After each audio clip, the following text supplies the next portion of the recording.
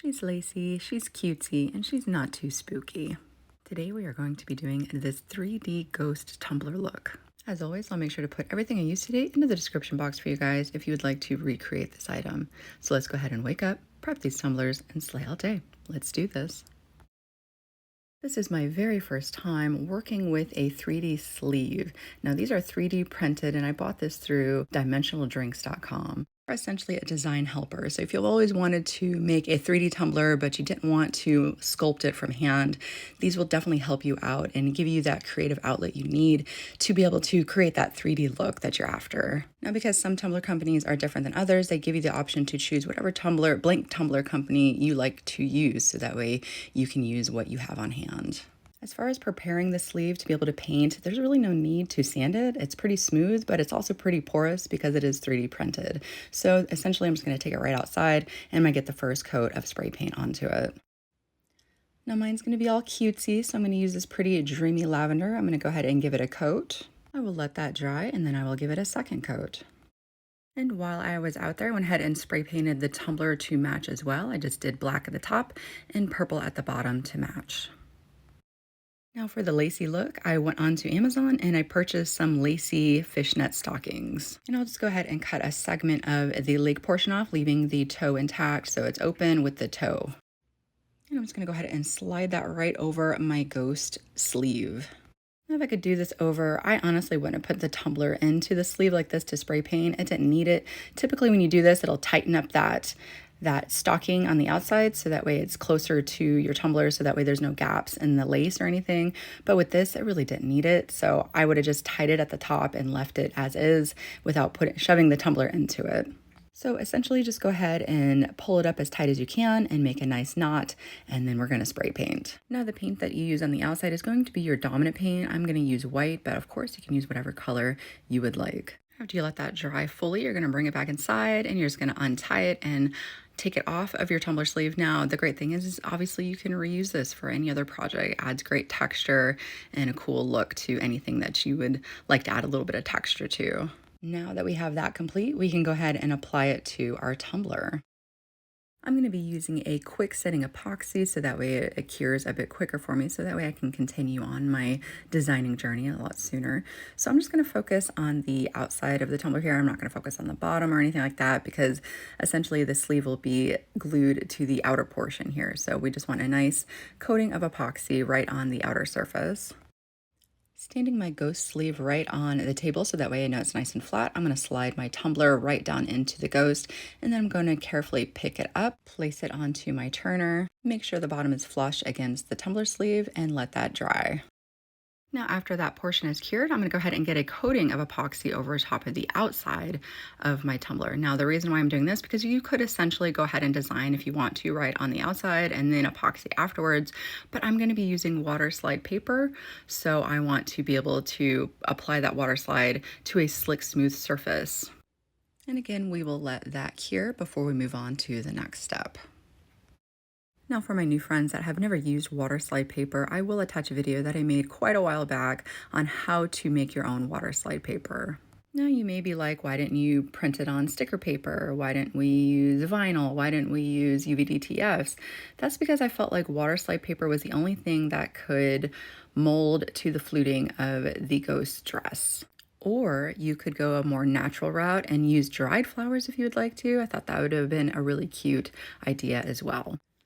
All right, first things first, we got to pick an area that we want to be the ghost face.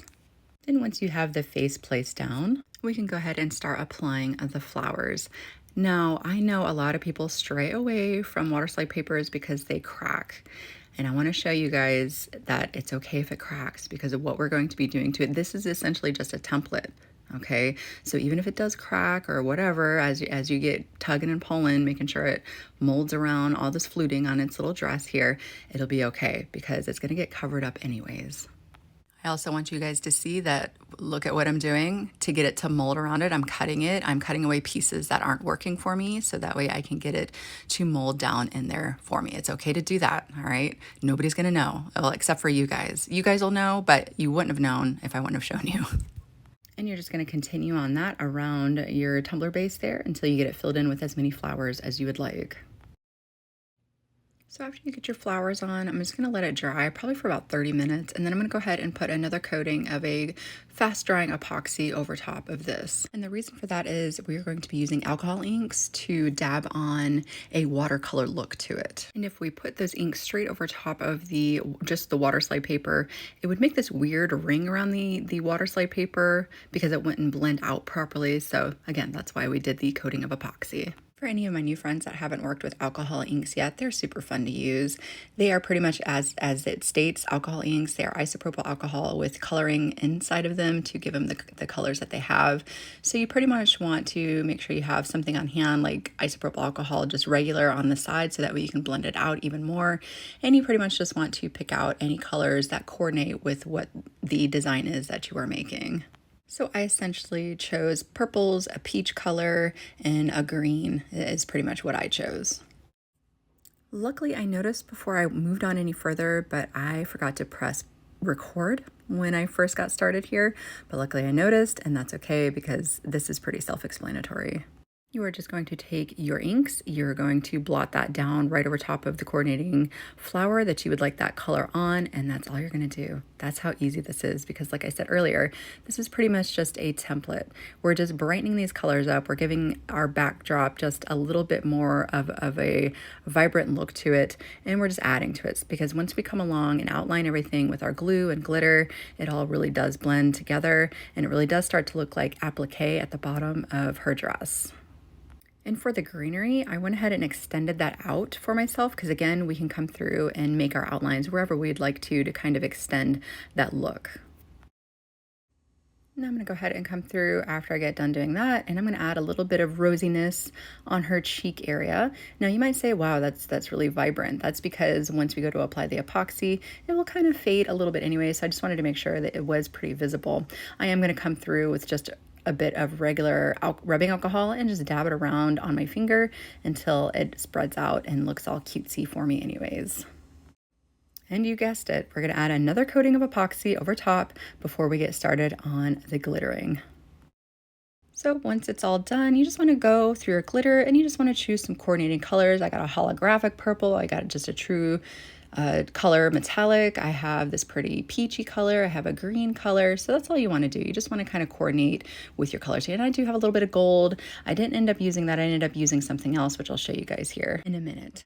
So I have a fine tip applicator. I can't remember where I got that from. You can get them off Amazon. You can get them off at Michael's. You know, they're pretty much anywhere. But you want to take a fine tip applicator and you want to fill it up with your favorite glue. I just have Mod Podge in there. And you just want to trace the outline of your flower. So we're just making these little petals. We're making a center area where our center is going to be. And then we're just kind of making these petal looks around the outside as well. Now I know it's kind of hard to see on my video, but I can see the outline of the flower. So that I am using that to help me out with where to kind of put these petals, but it doesn't have to be perfect because flowers aren't perfect. We're just kind of building off of a center and just flowing out from there with our petals. Then I'll take the color glitter I intend on using for that particular flower. I'm going to go ahead and load that up with the glitter, and then I will move on with the rest of the flowers and that particular color. Now, in order for these colors not to mix together and all that, I'm going to let each color dry individually and then move on to the next color that I intend on doing with the flowers. So I'm going to go ahead and do this purple. I'm going to set that off to the side and let that dry fully. And once that's dry, I'll come through with a brush and I'll sweep away any loose glitter that just didn't get adhered down and just take a look and make sure everything's filled in nicely. If you need to do any touch-ups, I'd do it now before you move on to the next color. Then the rest of it is just coming through and doing up all the flowers in the same exact manner, doing each color individually, letting that dry, and then moving on to your next color. Now I started with the flowers first, so that way I could come through and end with the leaves themselves. So I knew how far out I would like to take my leaves. And again, don't be afraid to extend those leaves out and bring them out further than the image itself, because it'll still look really cool and neat. So don't worry about that. Just come through and outline all your stuff and extend it out if you want to.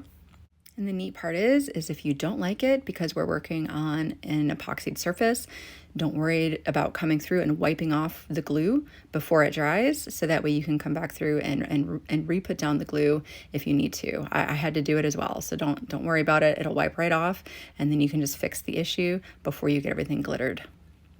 Now to finish it up, I had in mind I was going to use just a regular gold glitter right there, but I ended up using this Lightyear by PDB Creative Studio. I just thought it was cuter. It's a little bit chunkier, so it had like some depth to it. It looks more like the middle of flowers, I thought. I'm gonna go ahead and come through and dab down some glue where I feel like the centers are on each one of these flowers. Then I'm going to come through and kind of flatten it out a little bit just to extend it out because we are dealing with it chunky and I want it to kind of spread out just a little bit. And then we'll come through and sprinkle down the glitter of our choice right into the center here. Then after you get done doing all your little flowers, you're going to let that dry fully. And to make sure our glitter is not going to shift around and move on us, I'm going to spray it really well with some 2x Ultra. That's just really going to help out and make sure, again, those glitters don't shift around on us. But all that's left to do is add our finishing coats of epoxy. Let it cure completely, and she is ready to go. Whether you take this design and duplicate it as is, or you take it and let it inspire you to create something that is completely your own, I hope that you guys had a lot of fun watching this tutorial today. Again, if you're new to my channel, don't forget to hit that subscribe button, and I will see you guys next time.